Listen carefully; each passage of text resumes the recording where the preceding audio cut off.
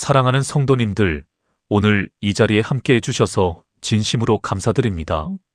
잠깐 영상을 시작하기 전에 한 가지 여쭤보겠습니다.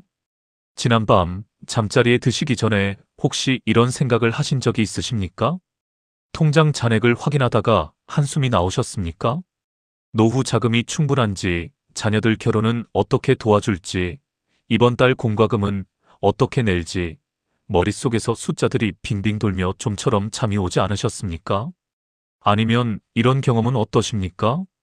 열심히 일하고 아끼고 저축하며 살아왔는데 어느 순간 돌아보니 돈 걱정은 여전하고 오히려 돈이 내 삶의 주인이 되어 나를 끌고 다니는 것 같은 느낌이 드셨던 적이 있으십니까? 사랑하는 성도님들, 저는 목회하면서 수없이 많은 분들의 이야기를 들어왔습니다. 50대에 명예퇴직을 당하시고 앞이 막막하신 분, 60대에 사업이 기울어 전 재산을 날리신 분, 70대의 자녀에게 짐이 될까봐 노후 걱정에 밤잠을 설치시는 분, 그리고 반대로 많은 돈을 가지고 있으면서도 여전히 불안하고 더 많이 가져야만 할 것 같고 돈이 있어도 마음이 공허한 분들의 이야기를요. 이 모든 이야기의 공통점이 무엇인지 아십니까? 바로 돈이 주인이 되어 있다는 것입니다. 돈이 우리의 기쁨을 결정하고, 돈이 우리의 불안을 결정하고, 돈이 우리의 하루하루를 지배하고 있다는 것입니다. 그런데 사랑하는 성도님들, 하나님께서는 우리가 이렇게 살기를 원하지 않으십니다. 성경은 돈을 무시하거나 가난을 미화하는 책이 아닙니다. 성경은 돈을 어떻게 바라보고 어떻게 사용하며 어떻게 돈의 노예가 아닌 하나님의 청지기로 살아갈 수 있는지를 놀랍도록 구체적이고 지혜롭게 가르쳐주는 책입니다. 오늘 말씀을 통해 우리는 4가지 귀한 진리를 함께 나눌 것입니다. 첫 번째로, 내가 가진 모든 것이 사실은 내 것이 아님을 깨닫는 청지기 정신에 대해 살펴볼 것입니다. 두 번째로, 불이한 청지기 비유를 통해 배우는 지혜로운 자산 관리의 원칙을 살펴볼 것입니다. 세 번째로, 탐욕을 이기고 진정한 자족을 누리는 하나님의 비결을 살펴볼 것입니다. 그리고 네 번째로, 성경이 말하는 진짜 부요함, 즉 하나님 나라의 경제 원리가 무엇인지를 함께 살펴볼 것입니다. 이 4가지 말씀을 오늘 여러분의 마음에 깊이 새기신다면 돈을 바라보는 눈이 완전히 달라지실 것입니다. 그리고 그 변화된 눈이 여러분의 삶에 진정한 평안과 자유를 가져다 줄 것입니다. 자, 그럼 은혜로운 말씀의 여정을 함께 시작하겠습니다. 첫 번째로, 청지기 정신, 내 것이 아닌 하나님의 것을 관리하는 삶입니다. 사랑하는 성도님들, 여러분은 지금 가지고 계신 재산, 집, 자동차, 통장에 들어있는 돈이 진정으로 여러분의 것이라고 생각하십니까? 물론 법적으로는 여러분의 이름이 적혀 있고 여러분이 열심히 일해서 번 돈이니 당연히 내 것이라고 생각하실 것입니다. 그런데 성경은 이것에 대해 아주 놀라운 다른 관점을 제시합니다. 시편 24편 1절을 함께 들어보겠습니다. 땅과 거기에 충만한 것과 세계와 그 가운데에 사는 자들은 다 여호와의 것이로다. 이 말씀은 단순히 시적인 표현이 아닙니다. 이것은 존재론적 선언입니다. 이 땅에 있는 모든 것, 모든 자원, 모든 재화, 모든 땅덩어리, 모든 생명이 처음부터 끝까지 하나님의 소유라는 선언입니다. 그렇다면 우리는 무엇입니까? 우리는 청지기입니다. 청지기라는 단어 한번 생각해 보십시오. 청지기는 주인의 재산을 맡아서 관리하는 사람입니다. 청지기는 재산을 사용할 권한이 있습니다. 청지기는 그 재산으로 이익을 낼 수도 있습니다. 그러나 청지기는 결코 그것의 주인이 아닙니다. 언젠가는 주인에게 반드시 결산 보고를 해야 합니다. 예수님께서는 이것을 달란트 비유를 통해 너무나도 생생하게 가르쳐 주셨습니다. 마태복음 25장 14절부터 30절까지 우리가 너무나 잘 아는 이 비유를 오늘 다시 한번 깊이 묵상해 보겠습니다. 어떤 주인이 먼 길을 떠나면서 3명의 종에게 각각 5달란트, 2달란트, 1달란트를 맡겼습니다. 5달란트 받은 종은 나가서 장사를 하여 5달란트를 더 벌었습니다. 2달란트 받은 종도 나가서 2달란트를 더 벌었습니다. 그런데 1달란트 받은 종은 땅을 파고 그 돈을 묻어두었습니다. 주인이 돌아왔을 때 5달란트와 2달란트로 이익을 낸 두 종은 칭찬을 받았습니다. 마태복음 25장 21절에서 주인은 이렇게 말합니다. 잘하였도다 착하고 충성된 종아, 내가 적은 일에 충성하였음에 내가 많은 것을 내게 맡기리니 내 주인의 즐거움에 참여할지어다. 사랑하는 성도님들, 이 말씀을 들으실 때 어떤 마음이 드십니까? 어쩌면 어떤 분들은 이 비유가 투자를 잘해야 한다는 이야기인가, 재테크를 열심히 해야 한다는 뜻인가 하고 생각하실 수도 있습니다. 그러나 이 비유의 핵심은 수익률이 아닙니다. 이 비유의 핵심은 청지기 의식입니다. 주인이 맡긴 것을 주인의 뜻에 맞게 주인의 영광을 위해 적극적으로 사용했느냐, 그렇지 않았느냐의 문제입니다. 1달란트 받은 종이 책망을 받은 이유가 무엇이었습니까? 돈을 잃어버렸기 때문이 아닙니다. 투자를 잘못했기 때문이 아닙니다. 그 종은 무서워하여 아무것도 하지 않았기 때문입니다. 마태복음 25장 25절에서 그 종은 이렇게 말합니다. 당신은 굳은 사람이라 심지 않은 데서 거두고 해치지 않은 데서 모으는 줄을 내가 알았으므로 두려워하여 나가서 당신의 달란트를 땅에 감추어 두었었나이다. 그 종의 문제는 주인에 대한 잘못된 인식이었습니다. 주인을 두려운 존재, 빼앗아가는 존재로만 보았기 때문에 아무것도 하지 않고 숨겨두는 것이 최선이라고 생각했습니다. 사랑하는 성도님들, 이 모습이 혹시 우리의 모습은 아닙니까? 하나님을 엄격한 감시자로만 여기고 내가 번 돈을 내 손에 꽉 쥐고 놓지 못하고 하나님께 드리면 손해라고 생각하고 그저 안전하게 숨겨두려는 마음이 혹시 우리 안에 있지는 않습니까? 청지기 정신은 반대입니다. 청지기 정신은 하나님이 좋으신 주인이심을 믿는 신앙입니다. 하나님이 내게 맡겨주신 것들을 감사함으로 받고 그분의 영광을 위해 지혜롭고 적극적으로 사용하며 언제든지 주인께 결산을 드릴 준비가 되어 있는 자세입니다. 구체적으로 이것이 우리 삶에 어떻게 적용됩니까? 첫째, 내가 가진 돈과 재산을 바라볼 때 이렇게 생각하십시오. 이것은 하나님이 나에게 맡겨주신 것이다. 이렇게 생각하는 순간 그 재산을 대하는 태도가 완전히 달라집니다. 더 이상 그것을 지키기에만 급급하지 않게 됩니다. 더 이상 잃을까봐 두려워하며 웅크리지 않게 됩니다. 오히려 이것을 어떻게 하면 하나님의 뜻에 맞게 잘 사용할 수 있을까를 생각하게 됩니다.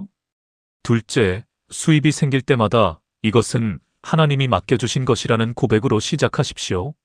11조와 헌금이 아깝지 않게 됩니다. 왜냐하면 그것은 내 것을 빼앗기는 것이 아니라 주인의 것을 주인께 돌려드리는 감사와 헌신의 행위이기 때문입니다. 셋째, 내 자녀에게 청지기 정신을 가르치십시오. 오늘날 많은 부모님들이 자녀에게 돈을 주지만 정작 돈을 어떻게 바라보아야 하는지를 가르치지 않습니다. 청지기 정신을 가르친다는 것은 하나님 앞에서 재물을 관리하는 책임감과 지혜를 전수하는 것입니다. 이것이 가장 위대한 재정 교육입니다.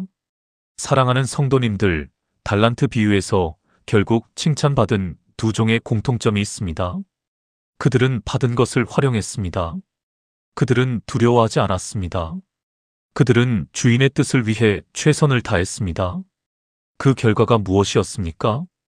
더 많은 것을 맡겨받았고 주인의 즐거움에 함께 참여하게 되었습니다.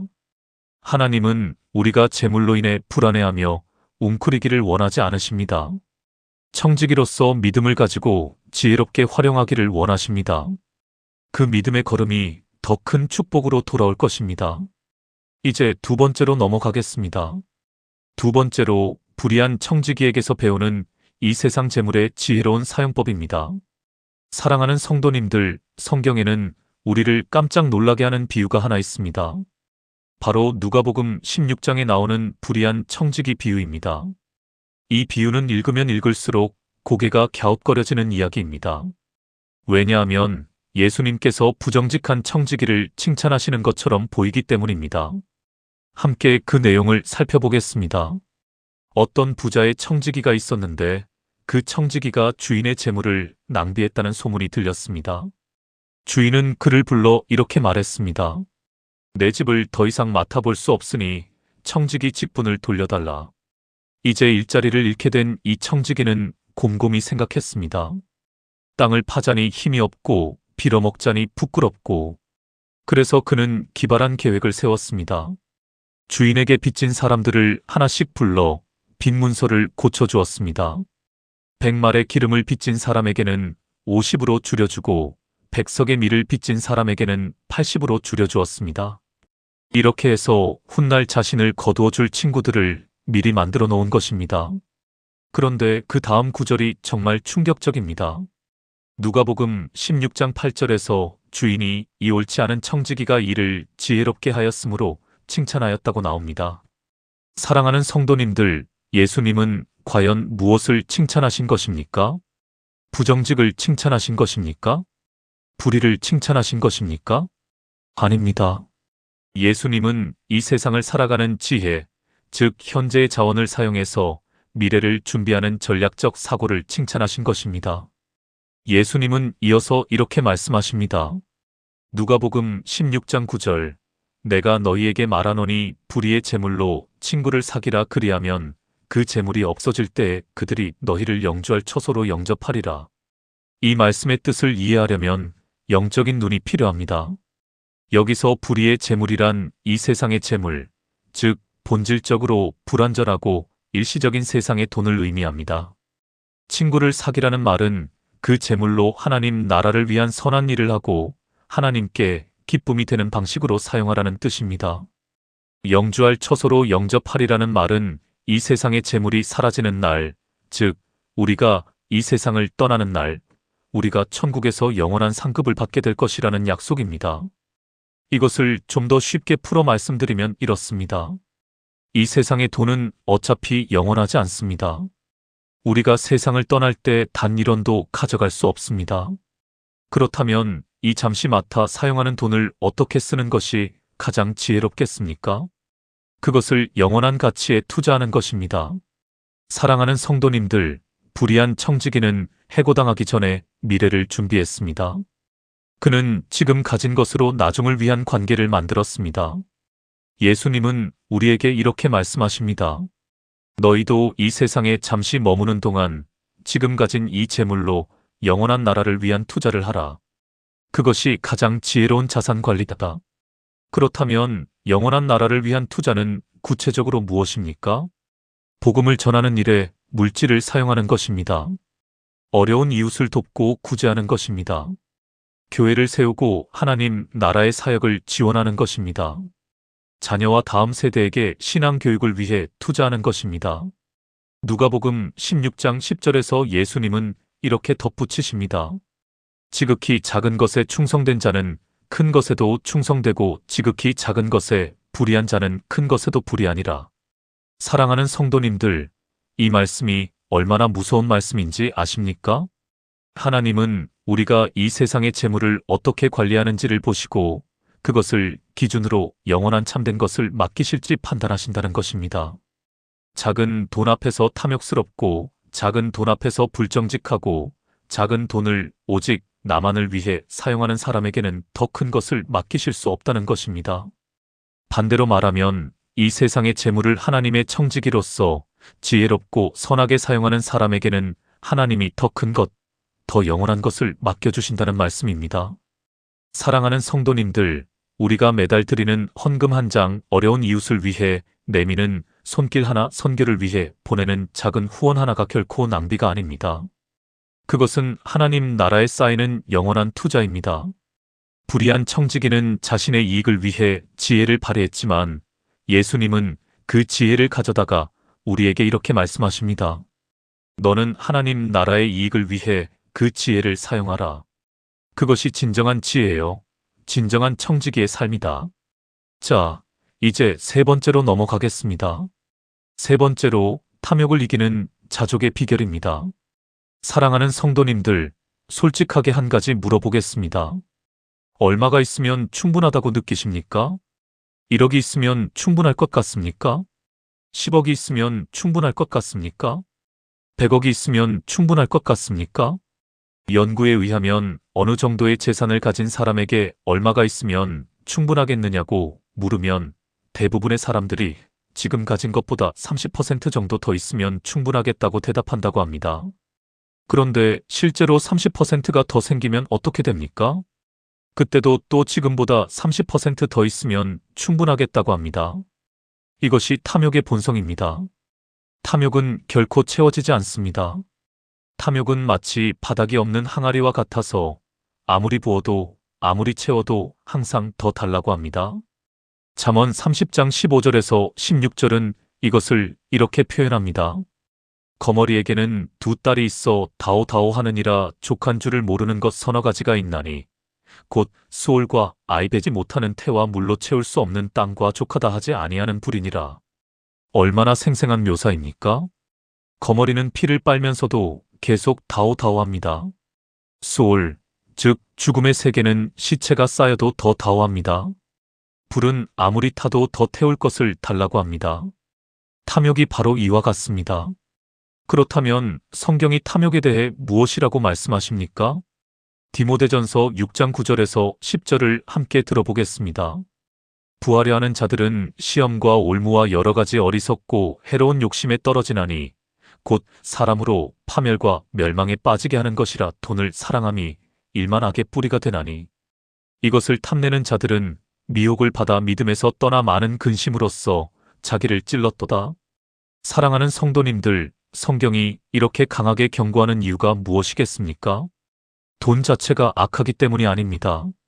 돈을 사랑하는 것, 즉 하나님보다 돈을 더 사랑하고 돈이 모든 것의 해결책이라고 믿는 그 마음이 모든 악의 뿌리가 된다는 것입니다. 그 마음이 사람을 거짓말하게 만들고 다른 사람을 해치게 만들고 가족을 희생시키게 만들고 하나님을 등지게 만듭니다. 그러면 탐욕을 이기는 방법이 무엇입니까? 성경은 바로 자족을 가르칩니다. 빌립보서 4장 11절에서 13절 사도 바울의 놀라운 고백을 들어보겠습니다. 내가 궁핍함으로 말하는 것이 아니니라 어떠한 형편에 있든지 나는 자족하기를 배웠노라. 나는 비천에 처할 줄도 알고 풍부에 처할 줄도 알아. 모든 일 곧 배부름과 배고픔과 풍부와 궁핍에도 처할 줄 아는 일체의 비결을 배웠노라. 내게 능력 주시는 자 안에서 내가 모든 것을 할 수 있느니라. 사랑하는 성도님들, 이 말씀에서 가장 중요한 단어를 찾으셨습니까? 배웠노라 라는 단어입니다. 자족은 타고나는 것이 아닙니다. 자족은 배우는 것입니다. 자족은 훈련되는 것입니다. 사도 바울은 자족이 자연스럽게 되었다고 하지 않았습니다. 그는 자족하기를 배웠다고 했습니다. 그것도 온갖 역경을 겪으면서 비천한 상황도 겪어보고 풍부한 상황도 겪어보면서 그 과정에서 자족을 배웠다고 합니다. 그렇다면 바울이 자족을 배울 수 있었던 비결이 무엇이었습니까? 13절을 보십시오. 내게 능력 주시는 자 안에서 내가 모든 것을 할 수 있느니라. 바울의 자족은 환경에서 온 것이 아니었습니다. 돈이 많아서 자족한 것이 아니었습니다. 상황이 좋아서 자족한 것이 아니었습니다. 하나님과의 관계 안에서 하나님이 함께 하신다는 확신 안에서 자족이 가능했습니다. 사랑하는 성도님들, 이 세상은 우리에게 끊임없이 이렇게 속삭입니다. 저것만 있으면 행복해. 저 차만 있으면 행복해. 저 아파트만 있으면 행복해. 저 통장 잔고만 되면 행복해. 그런데 예수님은 이렇게 말씀하십니다. 나 안에 거하라.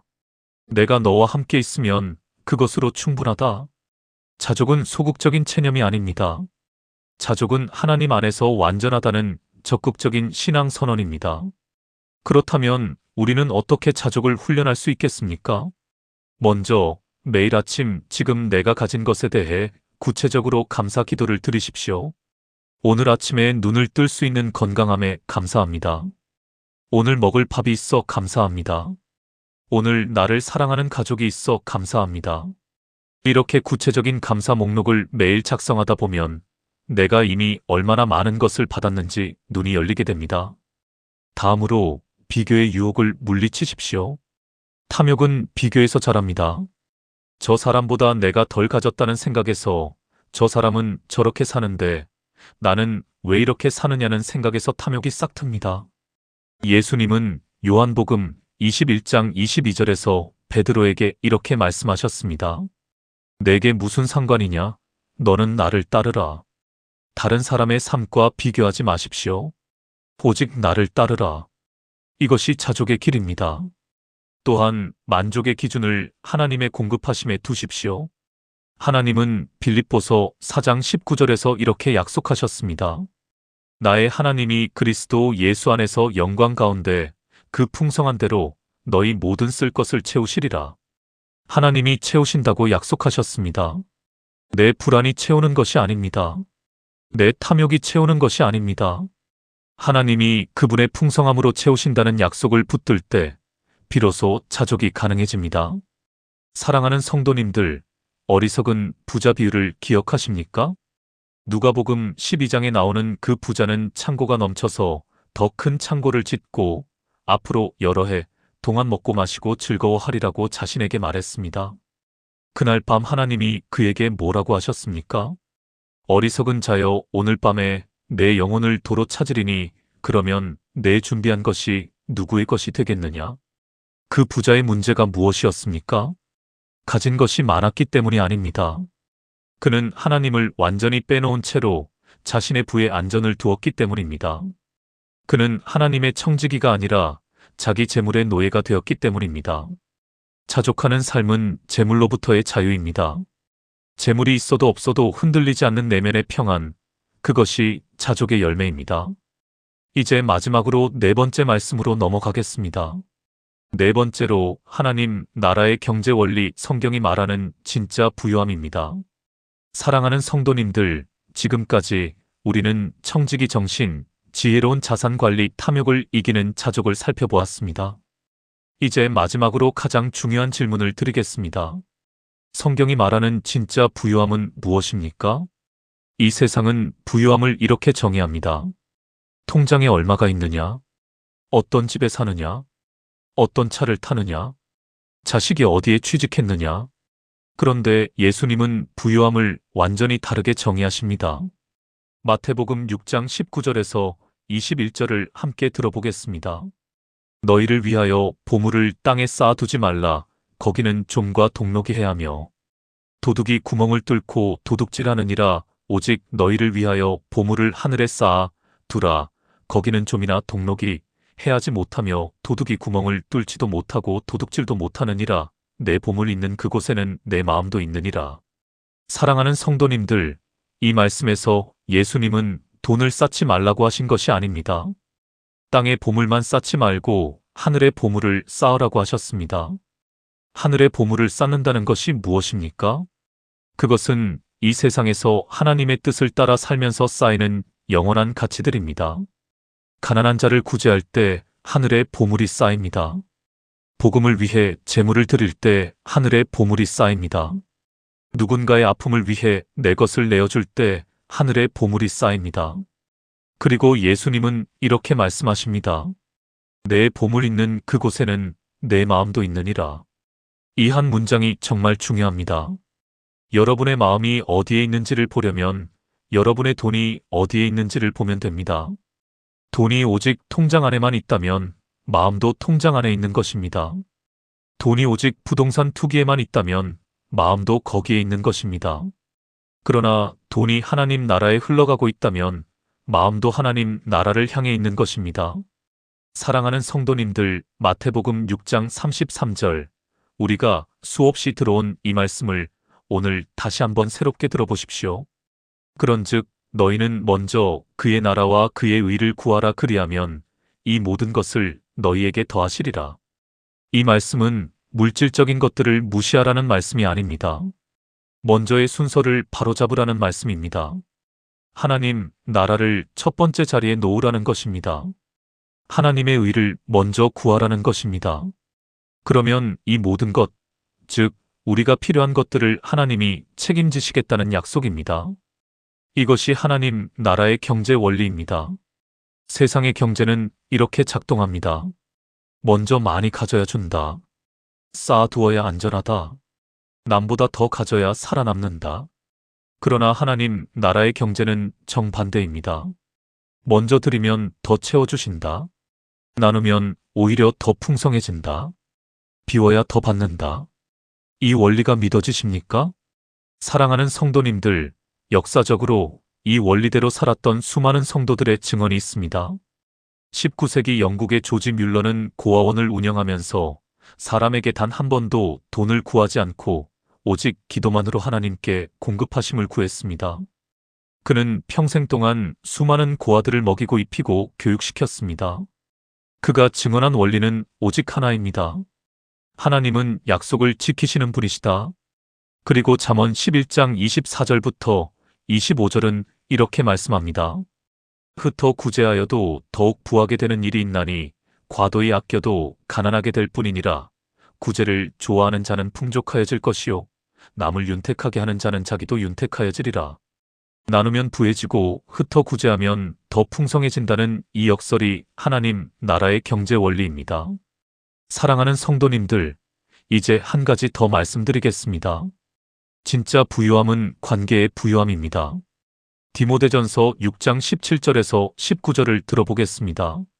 내가 이 세대에서 부한 자들을 명하여 마음을 높이지 말고 정함이 없는 재물에 소망을 두지 말고 오직 우리에게 모든 것을 후히 주사 누리게 하시는 하나님께 두며 선을 행하고 선한 사업을 많이 하고 나누어 주기를 좋아하며 너그러운 자가 되게 하라. 이것이 장래에 자기를 위하여 좋은 터를 쌓아 참된 생명을 취하는 것이니라. 이 말씀에서 바울은 부자들에게 나누어 주기를 좋아하며 너그러운 자가 되라고 권면합니다. 그리고 그것이 참된 생명을 취하는 것이라고 합니다. 사랑하는 성도님들, 우리가 재물을 사용하는 방식이 우리가 살아온 증거입니다. 오늘 우리가 이 세상을 떠날 때 하나님 앞에 서게 될 때 우리의 통장 잔액이 중요하지 않을 것입니다. 우리가 받은 것을 어떻게 사용했는지가 중요할 것입니다. 배고픈 자를 먹였습니까? 헐벗은 자를 입혔습니까? 약한 자를 도왔습니까? 복음이 전해지도록 물질로 참여했습니까? 이 질문들 앞에 우리는 어떻게 서 있을 수 있겠습니까? 진짜 부유함은 하나님과의 관계 안에 있고 이웃을 사랑하는 삶 안에 있고 영원한 가치에 투자하는 결단 안에 있습니다. 사랑하는 성도님들, 오늘 말씀을 함께 정리해 보겠습니다. 우리는 오늘 4가지 귀한 진리를 함께 나누었습니다. 첫 번째로 청지기 정신입니다. 내가 가진 모든 것은 하나님이 맡겨주신 것입니다. 달란트 비유에서처럼 우리는 그것을 하나님의 뜻에 맞게 지혜롭고 적극적으로 사용해야 합니다. 두려워하며 숨겨두는 것이 아니라 믿음으로 사용하는 것이 참된 청지기의 삶입니다. 두 번째로 지혜로운 자산 관리입니다. 불의한 청지기 비유를 통해 예수님은 우리에게 이 세상의 재물로 영원한 나라를 위한 투자를 하라고 가르치셨습니다. 지극히 작은 것에 충성하는 삶이 하나님 나라에서 더 큰 것을 맡겨받는 삶입니다. 세 번째로 자족의 비결입니다. 탐욕은 결코 채워지지 않습니다. 자족은 환경이 아니라 하나님과의 관계 안에서 배워가는 훈련입니다. 내게 능력 주시는 자 안에서 모든 것을 할 수 있다는 바울의 고백이 우리의 고백이 되어야 합니다. 그리고 네 번째로 진짜 부유함입니다. 하늘에 보물을 쌓는 삶, 먼저 하나님 나라를 구하는 삶, 나누고 흩어 구제하는 삶이 성경이 말하는 진짜 부유함입니다. 세상이 말하는 부유함은 얼마나 가지고 있느냐이지만 하나님이 말씀하시는 부유함은 얼마나 하나님을 사랑하며 이웃을 섬겼느냐입니다. 사랑하는 성도님들, 오늘부터 단 한 가지만 결단해 보십시오. 내가 가진 것을 내 것이 아니라 하나님이 맡겨주신 것으로 바라보는 눈. 그 눈 하나가 바뀌면 모든 것이 달라집니다. 불안이 평안으로, 탐욕이 자족으로, 움켜짐이 나눔으로 달라집니다.